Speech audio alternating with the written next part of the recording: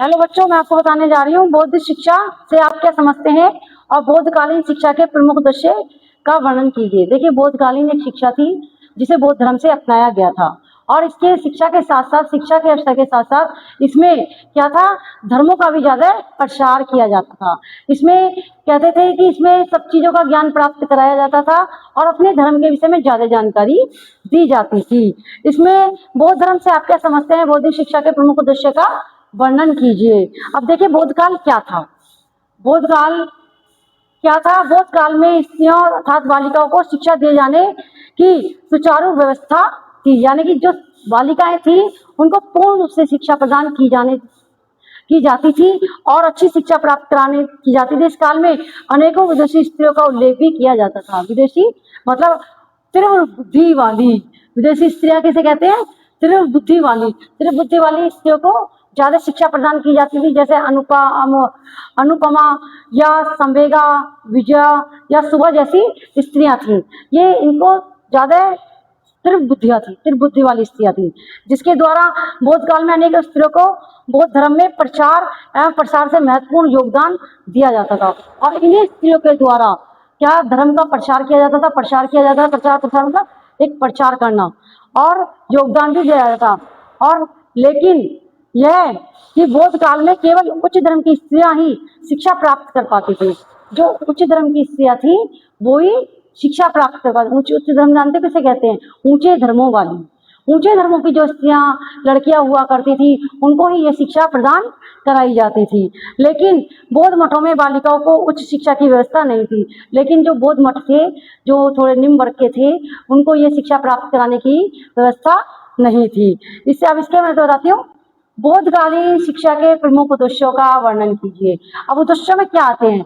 उद्देश्य में कुछ हेडिंग्स हैं जिसकी डिटेल मैंने आपको इसमें बताने जा रही हूँ। इसमें बताया चरित्र निर्माण।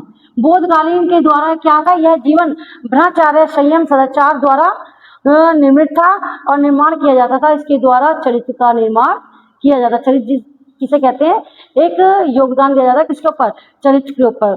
अच्छा चरित्र बनाना, किस तरीके से करना, क्या क्या बातें अच्छी अच्छी सिखाई जाती थी, सारे ज्ञान अच्छे अच्छे दिए जाते थे कि इससे चरित्र का विकास हो सके। दूसरा था व्यक्तित्व का विकास। आत्मनियंत्रण, अनुशासन तथा आत्मज्ञान के विकास में शिक्षार्थियों के व्यक्तित्व का निर्माण किया जाता था। यानी कि इन तीनों के सहारे आत्मनियंत्रण मतलब हम अपनी आत्मा को किस प्रकार से नियंत्रण कर सकते हैं, हम अपने मन को किस प्रकार से संतुष्ट कर सकते हैं, थोड़े में भी और ज्यादा में भी हमें किस प्रकार से संतुष्ट। आत्मज्ञान और आत्म अनुशासन, हमें अनुशासन किस प्रकार से प्राप्त होता है, ये सब। और आत्मज्ञान और आत्मा से मिला हुआ ज्ञान हमें कहाँ से प्राप्त होता है, ये सब बातें हमें इसके अंदर बताई जाती थी। और इसी के द्वारा शिक्षार्थियों के व्यक्तित्व का विकास किया जाता था और इसका निर्माण किया जाता था। अब है नवाण प्राप्ति। शिक्षा द्वारा निर्वाण प्राप्त कराने की बौद्ध प्रणाली के प्रमुख उद्देश्य था। यह प्रमुख उद्देश्य माना जाता था क्योंकि इसके माध्यम से दुख और अज्ञानता को दूर किया जाता था। यानी कि अगर हमने ये ज्ञान प्राप्त कर लिया, नवनिर्माण यानी कि आत्मा सब चीज को ठुकराकर हमें ये चीज मिल जाए, तो हम इसके द्वारा अपने दुख और क्या अज्ञानता से दूर हो सकते थे। यानी कि शिक्षा के द्वारा हमें दुख और अज्ञानता और से दूर किया जा सकता था। यानी कि अगर हमने शिक्षा प्राप्त कर ली तो हम ना तो हमें किसी प्रकार का दुख प्राप्त हो सकेगा और ना ही हमें किसी प्रकार की अज्ञानता की प्राप्ति हो पाएगी। अज्ञानता जानते किसे? जिसमें कोई किसी प्रकार का ज्ञान ना हो। सामाजिक विकास। अब आइए अगले पॉइंट पाते हैं हम। सामाजिक विकास।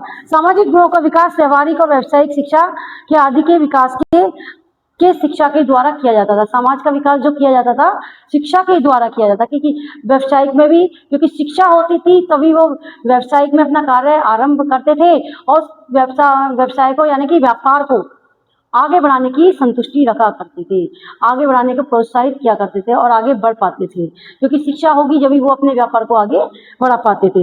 राष्ट्रीय संस्कृति सुरक्षा प्रसार। धर्म तथा संस्कृति का संरक्षण होता था, वरन इसके द्वारा धर्म का भी प्रसार होता था। और ये सारे ज्ञान प्राप्त करने के बाद क्या होता था? हमें धर्म का भी प्रसार हमारा इसी के द्वारा हुआ करता था। और धर्म के प्रसार का मतलब जानते हैं, किसी भी बात को या किसी भी टॉपिक को उठाकर अगर हमें किसी की कहते हैं ना, किसी का निर्माण करना हो या किसी को आगे बढ़ाना हो तो पहले उसका प्रचार करना पड़ता है, तब जाके वो आगे बढ़ता है। इसी प्रकार से बोधकालीन शिक्षा का भी प्रचार और प्रसार किया जाता है। इसके साथ धर्म का भी प्रसार हुआ करता था। ये टॉपिक सब उद्देश्य के ऊपर आते हैं और ये बोधकालीन सारे उद्देश्य हैं। और बोधकालीन से आप क्या समझते हैं, ये टॉपिक आपका हर क्वेश्चन में लग सकता है बोधकालीन के अंदर। अगर ये वीडियो आपको समझ में आई हो और आपको ये वीडियो समझ में आई हो तो कमेंट्स कीजिए, लाइक कीजिए, सब्सक्राइब कीजिए। धन्यवाद।